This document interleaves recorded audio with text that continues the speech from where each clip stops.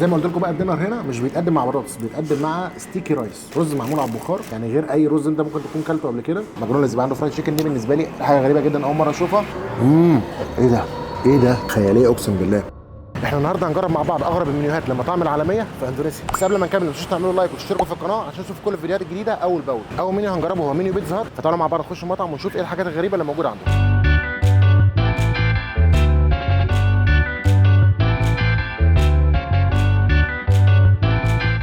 المنيو بتاعهم غريب جدا، غير اي بيتزا هات انا دخلته قبل كده. طلبنا حاجات اعتياديه وطلبنا حاجات مختلفه شويه، فخلينا نشوف الاكل عندهم عامل ازاي وايه الحاجات الغريبه اللي موجوده عندهم. طلبنا كل حاجه تقريبا موجوده في المنيو عشان خاطر نجربها. اول حاجه طلبناها هي التشيكن وينجز ولكن بالبارميزان، يعني بجارليك بارميزان، شكلها هيفتح نفس. خلينا نجرب. طعمها ظريف جدا صراحه ومميز بالنسبه لي، جامده جدا واحب اطلبها تاني. جبنا كمان التشيكن بروسكيتا فخلينا نجربها، برده شكلها ظريف. شكل المنيو هنا يحسسك بالتفاؤل فخلينا نجرب. مش افضل حاجه، في ريحان زايد قوي عن حده، تحس فيه توابل اسيويه غريبه شويه، الموضوع مش ايطالي خالص، الموضوع ضرب حته ثانيه تماما يعني هو شكله ظريف ولكن كطعم ما اقتنعتش بيه صراحه. جبنا حاجه ثانيه ظريفه جدا اسمها بيف باستري مشروم تشيكن سوب، تقوم خابطها كده ايوه عشان البيستري تخش مع السوب. دي عباره عن تشيكن مشروم سوب، فوقيها طبقه عجينه متحمصه من فوق، ميكس اعتقد ان هو ظريف يعني. طعمها معقول وكبدايه مش وحشه. ناخد واحده كمان كويس معقوله. لقيت حاجه غريبه عندهم جدا وهي رز بالتونه ومعاه كاليماري. المفروض ان الرز ده بيجي حراق، فانا طلبته مش حراق، طلبته عادي، ولكن فكره ان بيتزا هات يبقى عنده رز بالتونه وكاليماري ومعاهم خضار سوتيه وكده، ده بالنسبه لي جديد تماما يعني. خلينا نجرب. ده المفروض ان هو رز بالتونه مختلف بس رهيب. بالنسبه لي الرز بالتونه دي حاجه جديده تماما ولكن رهيب اقسم بالله، خيال يعني. غريب ان هو موجود في بيتزا هات فمش عارف. خلينا نجربه بالكاليماري. الكاليماري شكله بقلي كويس ومظبوط، خلينا نشوف طعمه. طبق ما بيهزرش، افضل حاجه جربتها لحد دلوقتي. دي المفروض انها اورينتال سباكيتي تشيكن، شفت قبل كده في بيتزا هات لازانيا ولكن اول مره اشوف سباكيتي، فخلينا نجرب. فراخ ونلفها مع السباكيتي تطلع بقى شكلها كده. خلينا كده ايه نجربها مع الفراخ.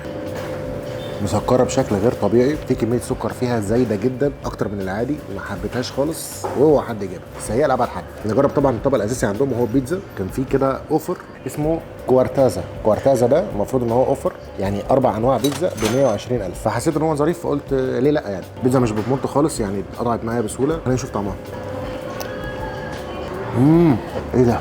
ايه ده؟ خياليه اقسم بالله يعني. طعم الجبنه في اعتقد يعني اقل حاجه في 4 انواع جبنه جوه البيتزا ديت. طعم خيالي بجد، بيتزا رائعه. دي البيتزا الاساسيه عندهم سوبر سوبريم، فخلينا نجربها.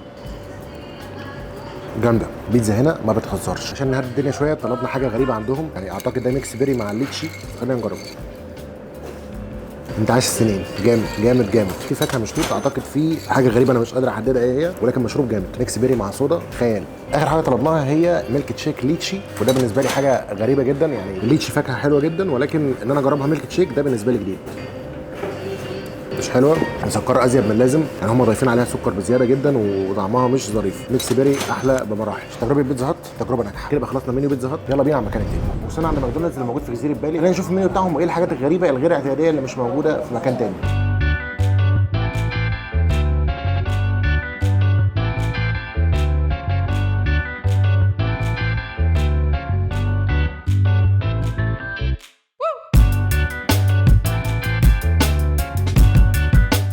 جبنا تقريبا كل حاجه موجوده في المنيو. خلينا نشوف ايه الغريب عندهم. اول حاجه هو عندهم وجبه 41,000 روبيه، عباره عن رز وبيض وفراخ، ودي مش وجبه فطار، دي وجبه غدا عادي جدا او عشاء عادي جدا، احنا جايين بالليل. وفي حاجات غريبه جدا في الموضوع. اول حاجه ماكدونالدز يكون عنده فرايد تشيكن. ماكدونالدز يبقى عنده فرايد تشيكن، دي بالنسبه لي حاجه غريبه جدا اول مره اشوفها. ومش بس كده، فرايد تشيكن بيتقدم مع رز وبيض، ده شيء غريب. خلينا نجرب السويت كورن، ده سعره 12,000. خلينا نجرب. حلو جدا ظريف. الفكره بقى بتواجهني، يعني انا مش عارف اكل البيض بايه. يعني البيض اكيد هو مش حاطط لك اي حاجه غير المعلقه، فانت هتتعامل بالمعلقه وبس. يعني هو بيض سكرامبلد بسيط جدا، تقدر تطلبه في اي وقت. دي من الوجبات الاساسيه عندهم، زي ما احنا عندنا كده مثلا بيج ماك بطاطس وكولا وبتاع، ده من الحاجات الاساسيه عندهم، بيض ورز وفراخ.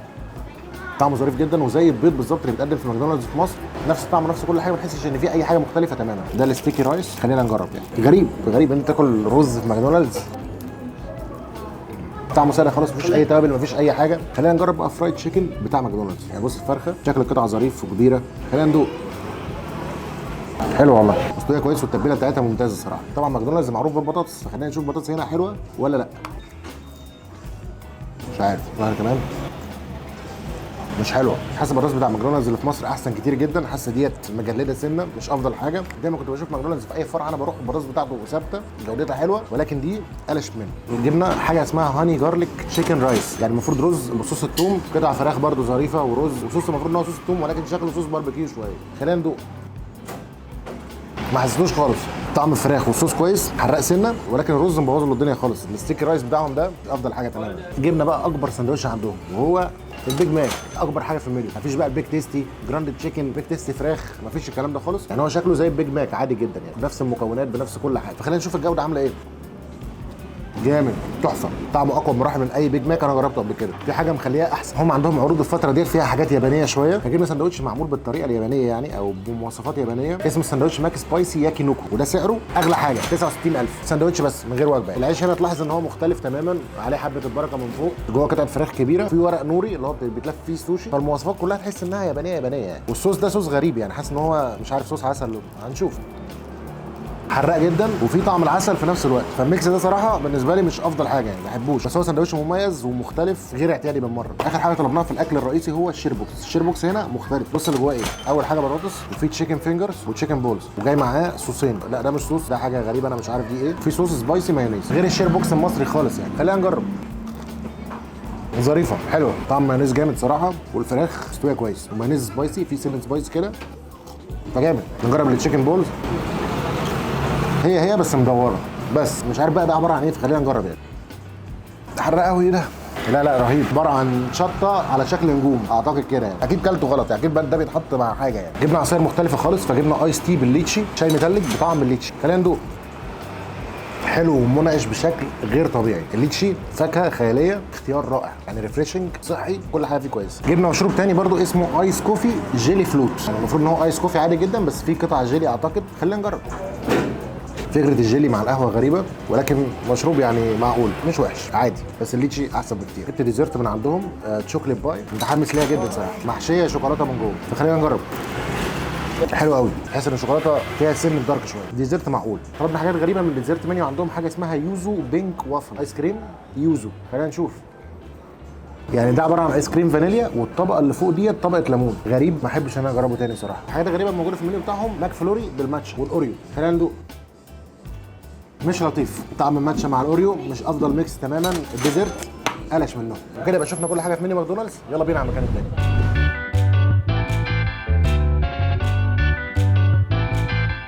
احنا موجودين في كنتاكي اندونيسيا، والمنيو هنا مختلف تماما. يعني على سبيل المثال انت ممكن تلاقي هنا في المنيو اسباجيتي او كولا فلوت. طلبنا حاجات كتير، تقريبا طلبنا المنيو كله. فخلينا نشوف كنتاكي في اندونيسيا الاكل فيه عامل ازاي. جبنا هنا سناك باكت فيه 4 ستريبس ووينج و4 تشيكن بولز وشويه بطاطس. وهنا الدينر، بس هنا مش متقدم معاه بطاطس، متقدم معاه رز. هنا كي اف سي كريمي تشيكن سوب. وهنا ده رايس اورينتال دان بقطع فراخ وصوص سبيشال عليه ومايونيز. اغرب حاجه عندهم ان هم عندهم اسباجيتي. ودي هنا حاجه اسمها بيركريل زي فطيره فراخ بالبطاطس اعتقد. وهنا ده مانجا فلوت عباره عن صودا عليها ايس كريم وسيرب مانجا. ده كولا فلوت، كولا عاديه وعليها ايس كريم من فوق وفانتا فراوله. خلينا نجرب اول حاجه بقى، وهي كريمي تشيكن سوب. يعني هي شوربه كريمه معموله فيها قطع ذره كده، فخلينا نشوف طعمها عامل ازاي. طعمها حلو جدا، ولكن فكره ان هم يقدموا شوربه في كنتاكي فده بالنسبه لي حاجه جديده تماما. خلينا نجرب بديل الريزو عندهم، وده رز مع قطع فراخ وصوص مايونيز وفي صوص غريب انا مش عارف ده ايه، فخلينا نشوف. الرز غريب قوي، وقطع الستريبس تحس انها فيها حاجه غلط في التسويه، مجلده سن. خلينا نجرب تاني كده. مش لذيذ تماما صراحه يعني، اكيد ما اطلبوش تاني. خلينا نجرب الاسباجيتي، حاجه برضو انا ما شفتهاش في اي فرع كنتاكي قبل كده، فخلينا نشوف. حلوه جدا، حاطين فيها ريحان والصلصه، تحس انها صلصه بيتزا شويه. حلو، اختيار كويس. خلينا نجرب السناك بوكس ده فيه قطع ستريبس وفيه جناح وفيه تشيكن بولز. خلينا نجرب كده التشيكن بولز. ظريفه جدا، شبه قوي الناجتس بتاع ماكدونالدز اللي في مصر، ولكن طعمها حلو قوي، يعني اختيار كويس. خلينا نجرب الستريبس ونشوف هل هي مختلفه عن اللي موجوده في الرز. نحط عليها شويه صوص ونضرب. لسبب ما دي افضل من في الرز. تحس ان قطع الفراخ اللي موجوده في الرز حاجه، الستريبس دوت حاجه ثانيه خالص، طعمه جامد. دي برضو حاجه غريبه عندهم اسمها بركديل. خلينا نجرب ونشوف دي عباره عن ايه. يعني اعتقد دي بطاطس وقطع فراخ، مش بطاله. تحس انها شبه بطاطس كروكيت المصري، ما فيهاش حاجه جديده خالص، مش مميزه يعني، حاسس انها عاديه جدا ولا اي اندهاش. خلينا نجرب بقى الحاجه الاساسيه وهي قطع الفراخ. نحط عليها شويه صوص برضو، يعني شكلها ظريف، حاسس انها مزيته شويه، ولكن خلينا نجرب. بسم الله. سبحان الله مفيش فرق بينها تماما وبين الكنتاكي بتاعنا في مصر، يعني نفس الرخامه مزيته، مش افضل حاجه، وطعمها عادي جدا، مش كريسبي برده، ما اطلبهاش تاني. زي ما قلت لكم بقى الدينر هنا مش بيتقدم مع بطاطس، بيتقدم مع ستيكي رايس، رز معمول على البخار محطوط جوه ورقه كده ملفوف، يعني غير اي رز انت ممكن تكون كلته قبل كده، شكله مختلف. فخلينا نجرب. ستيمد رايس عادي جدا، ما فيهوش ملح خالص، ما فيهوش طعم اي حاجه غير الرز الطبيعي، ما فيهوش اي اختراعات، يعني رز عادي بالنسبه لي ما ابهرنيش خالص. يعني افضل صراحه فرنش فرايز على الوجبه بتاعتي، ما افضلش انا اخد رز خالص. خلينا نجرب بقى المشروبات الغريبه عندهم. في هنا المانجا فلوت، يعني ده عباره عن صودا وسيرب مانجا وفي ايس كريم فوق، غريب. نقلب كده، هو حلو جدا، منعش بشكل غير عادي، وتحس ان هو حاجه حلوه اكتر من ان هو مشروب او ان انت حاجه بتشربها، لا تحس ان هو يعني حاجه منعشه حلوه بعد الضربه بتاعتك دي المفروض انها كولا فلوت، كوكا كولا فيها ايس كريم، حاجه قمه في الغرابه صراحه. مش عارف الطعم هيكون عامل ازاي. دي نجحت، خلينا نشوف دي.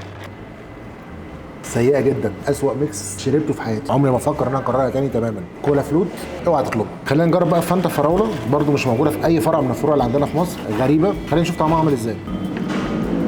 معقوله كويس بالنسبه لي، افضل مشروب هو ده. اختراع. كده الفيديو بتاعنا بقى خلص، شفنا اغرب فيديوهات للمطاعم العالميه في اندونيسيا. اتمنى يكون الفيديو عجبكم، ما تنسوش تعملوا لايك وشير وسبسكرايب، اشوفكم ان شاء الله الفيديو اللي جاي. سلام.